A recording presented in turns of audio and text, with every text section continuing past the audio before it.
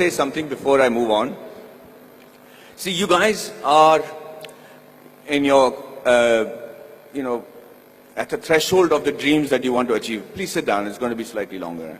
And you guys are going to actually determine how the environment around you is going to progress along with you.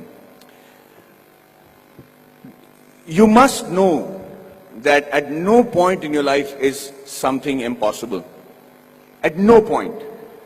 You could be in a place, you could be born and brought up in a place like Bihar, like I have done, and be a big enough star to come and talk to people in Coimbatore as a star.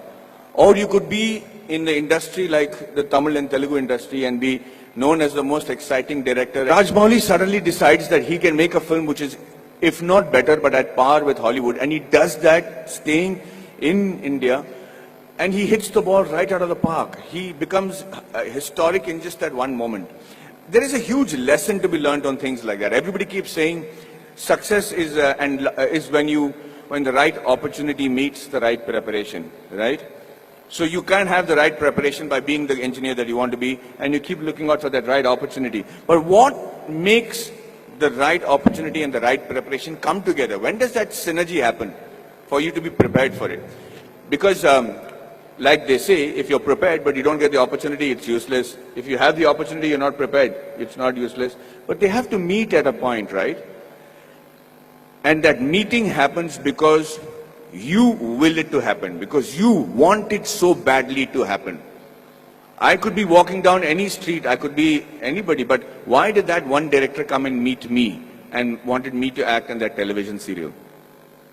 If you look at every next step in my career, I have never prepared for it. I have never imagined that this could happen. I never imagined that Mani Ratnam will call me. How would Mani Ratnam know about a guy who's doing a television series in Bombay without even seeing one episode of mine? So let's come back to that one point that happens, the synergy that happens between the right opportunity and the right preparation. And that happens when you have what is called situational awareness. So let me tell you a little bit about situational awareness. Situational awareness is when, as in the army, they say you're completely aware of what is happening around you at all times. So, as I was saying, the situational awareness happens when you're completely aware of everything that is going around you at all times. And you should be able to do that. When we are in the army, and if you're walking down the ground, parade ground, anybody who's involved with the defense will know what I'm saying is the truth. And if there's an officer walking away from the other side of the ground, you have to stop and salute him and say, Ram Ram Sarji, or whatever is a call of the unit. If you don't, they'll give you a brick in your hand and you have to shave with that brick. So, thank you, that's awesome. So, the situational awareness is because you should know when the enemy is around you or when there is danger around you. You know how that is taught to you from when you're a child? That's taught to you in the form of good manners, in the form of being courteous. So when you say a good morning, or you're saying a good afternoon, or you're looking around and helping a teacher who's carrying a book and being aware that she needs help, or you're watching around and stepping over a drain and not tripping on yourself, you should know that you're fairly evolved in the art of situational awareness. That's why people insist on teaching children good manners.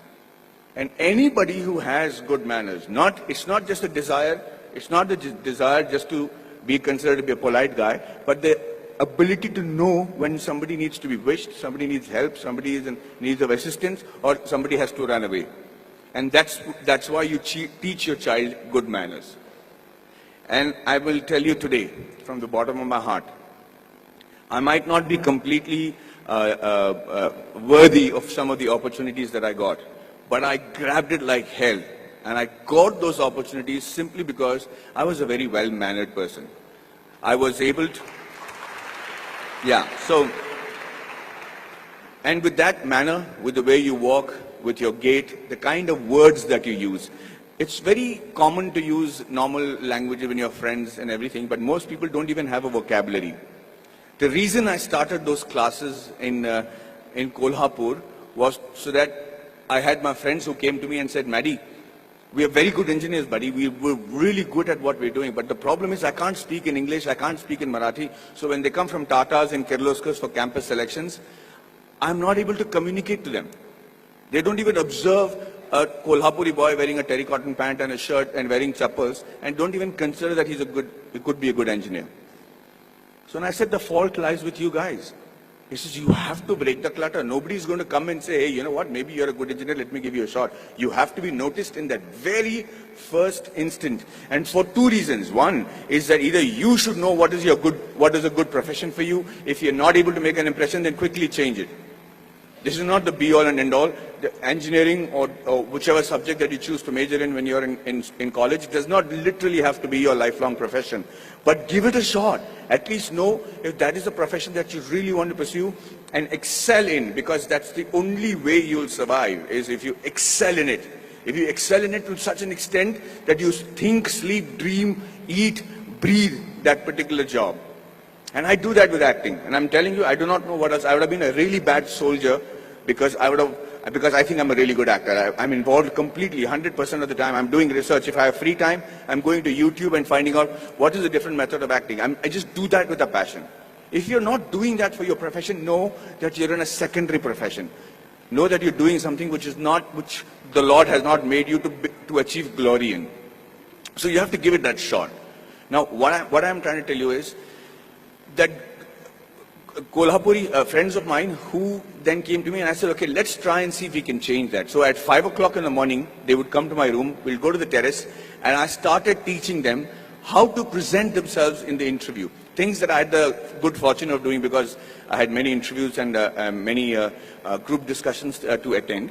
And then I started with basic things on how to shake hands, how to look somebody in the eye and speak. How do you introduce yourself? How do you shake hands with a lady as opposed to a man? How do you speak on a phone? What is dining table etiquettes? What's telephone etiquettes? When do you use a shrimp fork or a salad fork or people might think I don't require that. I'm never going to work on those things. I'm doing my father's business. But you never know. That is the preparation that you make to make that quantum leap in your careers. These are basic things. You have to know that. You have to know how to dress correctly. You have to know if you have body odor.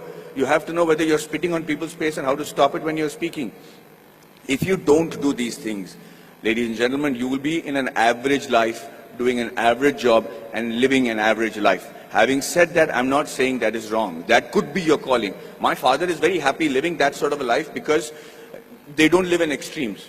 But if you have a passion and if you have a desire to be exceptional, if you have a desire to be seen apart from the crowd, then this is the bare minimum thing you should do. So when these guys went for the interview the next time in Kolhapur, I made it a point to call the Tatas and say, hey, you know what is wrong? Because I am from Jamshedpur, from the Tata Steel town. I knew the officers, I knew the senior gentlemen. I said, sir, you know, these friends of mine are extraordinary engineers. The mere reason why you're not taking them is because they don't know how to present themselves in English. How long is it going to take for you to send somebody who knows Marathi in your panel so that they can actually judge and see if these guys are good enough for Tata Steel? Do you need good people who speak in English or do you need somebody who are good engineers? And he agreed. He actually sent people from Maharashtra, and for the first time in the history of Kolhapur, we had 5 guys getting into Tata Steel and Kirloskars. And I just wanted to say that I'm not taking credit for it. I just felt bad because it is just small 3-day push that they required to achieve that.